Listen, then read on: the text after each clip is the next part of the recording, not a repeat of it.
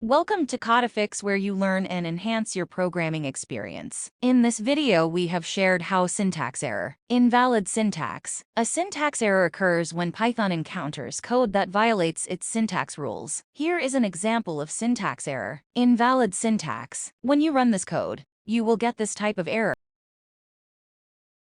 In this example, there is a missing colon after the conditional statement if x equals 5. The correct code should be here is an example of syntax error now. Let's run this code.